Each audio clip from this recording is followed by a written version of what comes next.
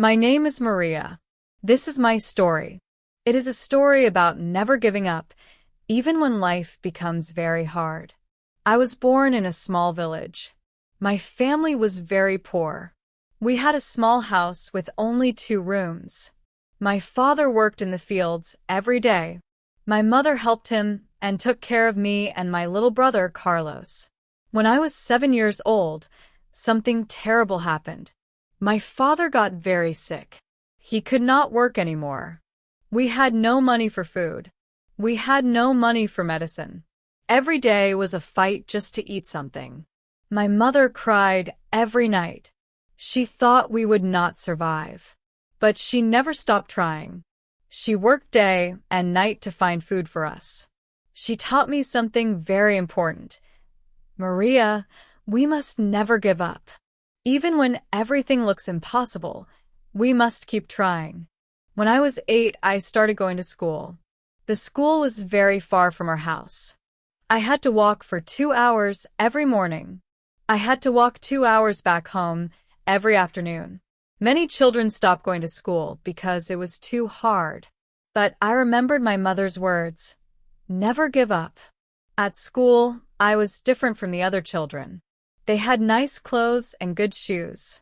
I had old clothes and no shoes at all. Some children laughed at me. They said I was too poor to be in school. They said I should go home and help my family. This made me very sad, but I did not leave school. I studied very hard. I wanted to learn everything. I wanted to have a better life for my family. Every night, I did my homework by candlelight. We had no electricity in our house. My teacher, Mrs. Rodriguez, saw that I was a good student. She gave me old books to take home. She said, "Maria, you are very smart. Don't let anyone tell you that you cannot succeed. Keep studying. Education is the key to a better future." When I was 10 years old, my father died. This was the saddest day of my life. My mother, Carlos, and I cried for many days. We felt lost and alone. We had no money and no one to help us. My mother had to make a very difficult decision. She said to me, "Maria, I have to go to the city to find work. I will send money back to you and Carlos. You must take care of your brother. You must continue going to school." I was only 10, but I had to become like an adult. My mother left the next week. Carlos and I were alone in our small house. Every day, I woke up early. I made breakfast for Carlos. I helped him get ready for school. Then we walked to school together. After school, I cooked dinner. I helped Carlos with his homework. I did my own homework. At night, I worried about everything. Would my mother be safe in the city? Would she find work? Would we have enough money for food? Some nights, Carlos and I were so hungry that we could not sleep. I wanted to cry, but I had to be strong for my little brother. I remembered what my mother taught me. Never give up. One day, when I was walking to school with Carlos, we met an old man. His name was Mr. Santos. He saw that we looked tired and hungry. He stopped and talked to us. "Children, where are your parents?" he asked. I told him our story. I told him about our father who died. I told him about our mother who went to the city to work. Mr. Santos listened carefully. His eyes became wet with tears. "You are very brave children," he said. "I want to help you." From that day, Mr. Santos became like a grandfather to us. He brought us food every week. He gave us warm clothes. When I got sick, he took me to the doctor. When Carlos needed help with his studies, Mr. Santos helped him. But Mr. Santos gave us something more important than food or clothes. He gave us hope. He told us stories about people who started with nothing and became successful. He said, "Children, your life is hard now, but it will not always be hard. If you never give up, if you keep studying and working, you will have a beautiful future." I finished school when I was 17. I was the best student in my class. but I was also very sad. I wanted to continue studying. I wanted to go to university, but we had no money for university. I thought my dreams were over. I thought I would have to find a job and forget about my education. But Mr. Santos had a surprise for me. Maria, he said, I've been saving money for you. I want you to go to university. I want you to become a teacher, like you always dreamed. I could not believe it. I cried tears of happiness. Mr. Santos had saved money for 4 years, just for me. He believed in my dreams when I stopped believing in them myself. Going to university was not easy. I had to live in a small room with 3 other girls. I had very little money for food. I worked at a restaurant every evening to pay for my books. Many times I was so tired that I fell asleep while studying. But I never gave up. I remembered my mother working day and night for us. I remembered Mr. Santos saving money for my education. I remembered my father, who died too young but always wanted his children to have a better life. After 4 years, I graduated from university. I became a teacher. My mother came back from the city for my graduation. We cried and hugged each other. Carlos was now 14 and a very good student too. Mr. Santos was there, smiling like a proud grandfather. I got a job as a teacher in a school in the city. For the first time in my life, I had a good salary. I could buy nice clothes and good food.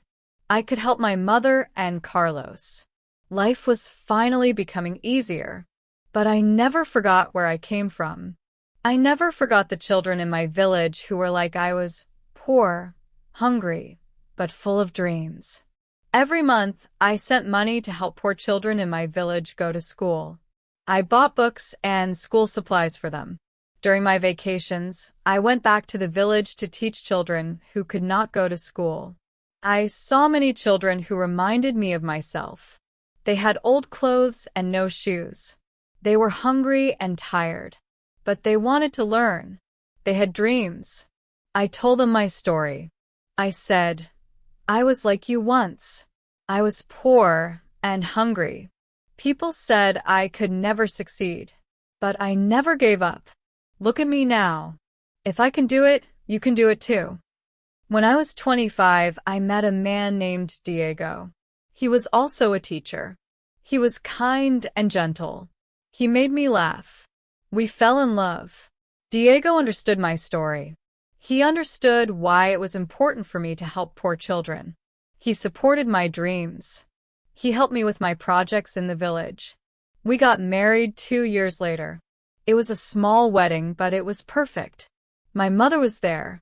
Carlos was there. Mr. Santos, who is now very old but still healthy, was there.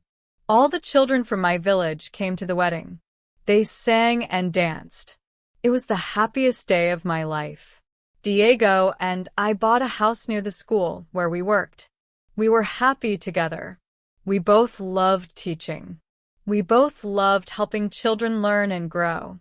1 year later, we had our first child, a little girl. We named her Hope. When I held her in my arms for the first time, I thought about my own childhood. I promised that hope would never be.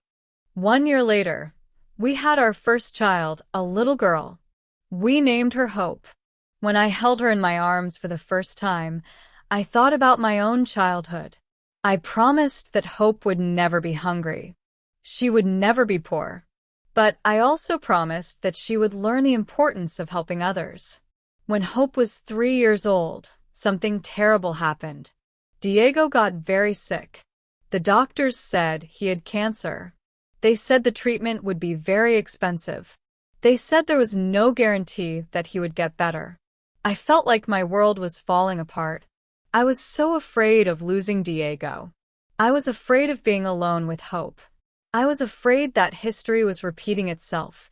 First my father died. Now maybe Diego would die too. For many nights, I could not sleep. I sat by Diego's bed in the hospital and cried.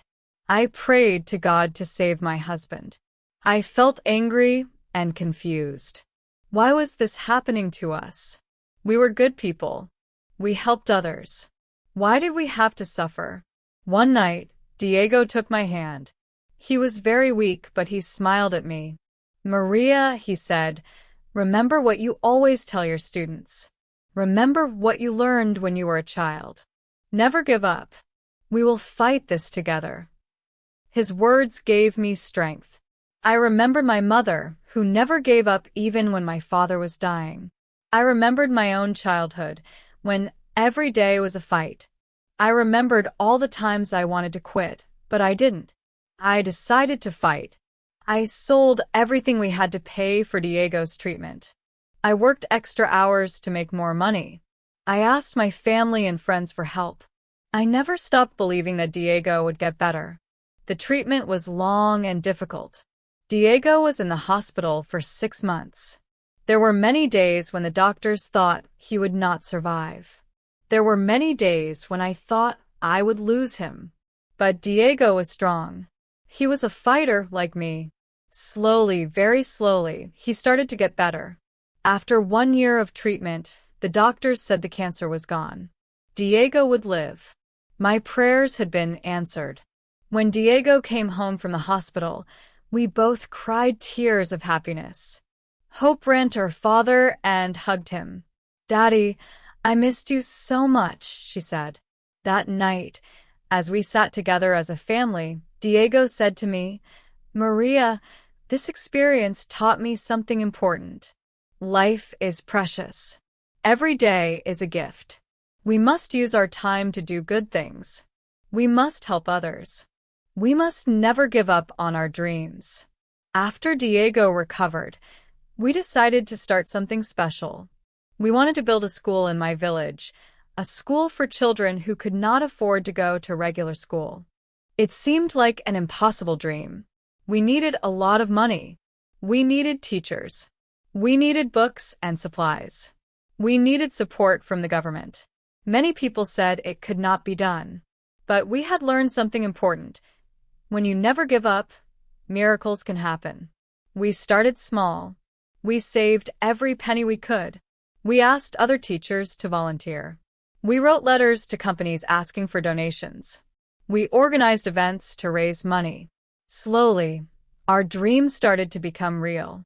First, we raised enough money to buy land. Then, we raised money to build 1 classroom. Then another classroom. Then another. Mr. Santos, who is now very old, gave us his life savings. "This is for the children," he said. "This is so they can have the same chance that I gave you." 3 years later, our school was ready. We called it the School of Hope. On the first day, 30 children came to study. They were all poor children from the village. They all had the same hungry, dreamy look that I had when I was their age. I became the principal of the School of Hope. Diego became a teacher there. Every day, we worked with children who reminded us of ourselves when we were young. There was Anna, a 7-year-old girl whose parents died in an accident. She lived with her grandmother and had no money for school supplies. There was Miguel, a 10-year-old boy who walked 3 hours every day to come to school. There was Rosa, a 12-year-old girl who took care of her younger brothers and sisters while her mother worked.